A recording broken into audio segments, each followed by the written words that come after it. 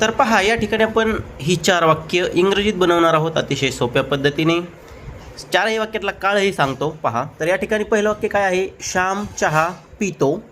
तर या वाक्यामध्ये आहे साधा वर्तमान काळ. हे वाक्य इंग्रजीत बनवूया पहा. काय करायचं आहे, पहिल्या शब्दाला द्यायचा 1 क्रमांक, नंतर डायरेक्ट शेवटच्या शब्दाकडे जायचं, त्याला द्यायचा 2 क्रमांक, आणि इथून मागे उलट क्रमाने क्रमांक द्यायचे, इथं द्यायचा 3 क्रमांक. आता 1 क्रमांकाचा शब्द इंग्रजीत इथं 1 क्रमांकाला लिहायचा बघा, श्याम, SHYAM, श्याम. आता इथं पहा 2 क्रमांकाला आहे पितो. पितोसाठी ड्रिंक्स, DRINKS, ड्रिंक्स.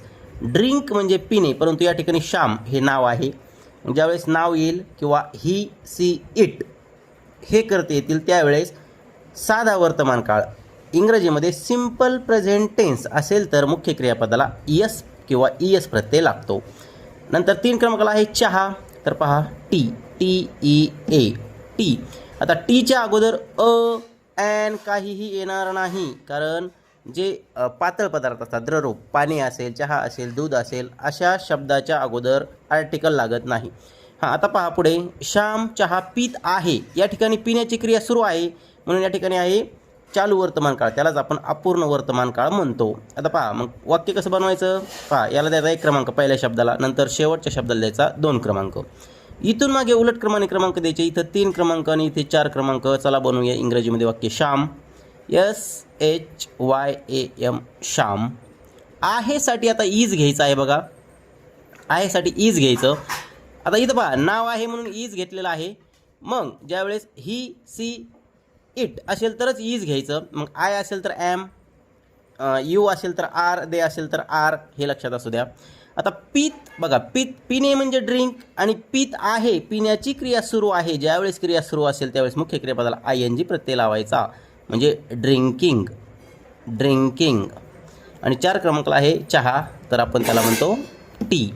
चला याच्यामध्ये बघा इज आणि ING प्रत्यय आला की समजून जायचं की प्रेझेंट कंटिन्युअस टेन्स आहे या वाक्यामध्ये. आता पहा, श्यामने चहा पिला, साधा भूतकाळ. वाक्य बनवूया. नंबर 1, इथे नंबर 2 शेवटी, इथे नंबर 3 उलट क्रमाने यायचं असतं. श्यामने तर श्याम, SHYAM, श्याम.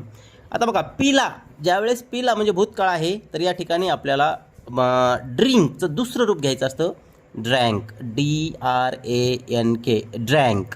बघा ड्रिंक, ड्रँक, आणि तिसरं असतं ड्रंक. आणि चहा TEA. बघा सिम्पल पास्ट टेन्स आहे याच्यामध्ये. श्याम ड्रँक टी, श्यामने चहा पिला. श्याम चहा पीत होता. आता बघा पीत होता म्हणजे याच्यामध्ये आहे चालू भूतकाळ, म्हणजेच अपूर्ण भूतकाळ म्हणतो आपण त्याला. तर श्याम 1 क्रमांक द्यायचा, होता 2 क्रमांक, शेवटच्या शब्दाला 2 क्रमांक द्यायचा, इथून मागे उलट क्रमाने क्रमांक द्यायचे, इथे 3 आणि इथे 4. पहा आपण किती सोप्या पद्धतीने वाक्य बनवत आहोत इंग्रजीमध्ये, तेही पहा. तर श्याम, SHYAM, श्याम. आता होता बघा, भूतकाळ असेल तर ऑज घ्यायचं कधी पण, WAS, ऑज. इथं नाव आहे म्हणून ऑज आहे, परंतु आय असेल तरी सुद्धा ऑज घ्यायचं, ही, सी, इटला सुद्धा ऑज घ्यायचं, परंतु यू असेल तर वेअर, दे असेल तर वेअर, वी असेल तर वेअर, हे लक्षात असू द्या. ऑज बघा, ऑज होतासाठी ऑज. आता पीत, आता पिण्याची क्रिया सुरू होती भविष्यात होती. मग पिण्याची क्रिया सुरू होती म्हटलं की तुम्हाला इथं सांगितलेलं की ING प्रत्यय लावायचा आहे, DRINKING, ड्रिंकिंग. बघा श्याम ऑज ड्रिंकिंग, आणि चहासाठी काय आहे टी.